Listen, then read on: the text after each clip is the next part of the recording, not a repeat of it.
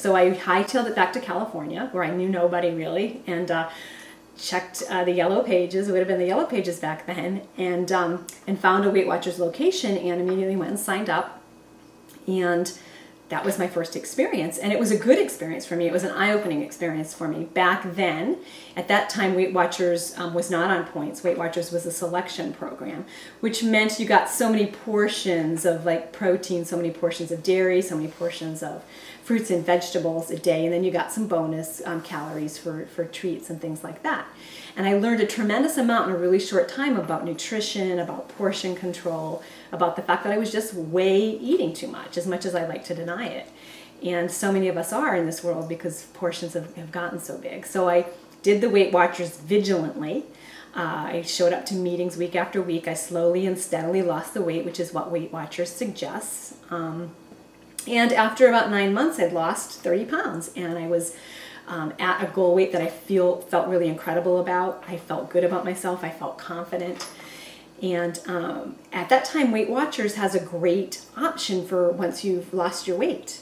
They have a program called, and you maintain once you lose the weight, and then you maintain your weight loss for 6 weeks, then they tell you that you're now a lifetime member. And that's really cool, because as a lifetime member, you can continue to go to meetings forever for free. Your obligation is to weigh in at least once a month at or no more than 2 pounds over goal. And if you do that, then you don't have to pay. If you happen to be over your weight, then you have to pay until you're no more than 2 pounds over. And it's great because it's really setting you up for a lifestyle to maintain your weight. Because now, 20 plus years later, I can attest to the fact that while losing weight is hard, I am going to say that keeping the weight off is even harder. And so I was achieved this lifetime status. And I should have kept going to meetings. I should have done and if I could go back, I mean, if I had one piece of advice that my 51-year-old self could tell my, 28-year-old self, it would be, keep going to the meetings, keep checking in, keep weighing in, because, life is difficult and it's better to just nip it in the bud. But I didn't. I was cocky. I thought, I got this. I can check, weight loss off my list. I'll never have this struggle again.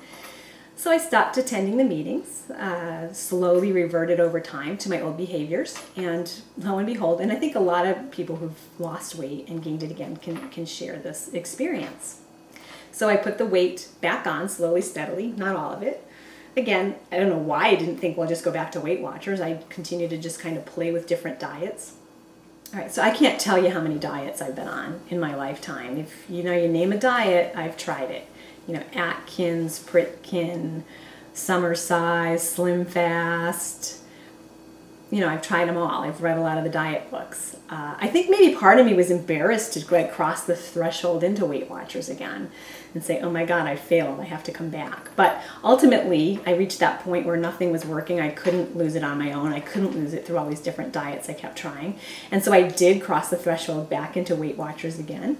And guess what? I got back on the plan. And I lost the weight again.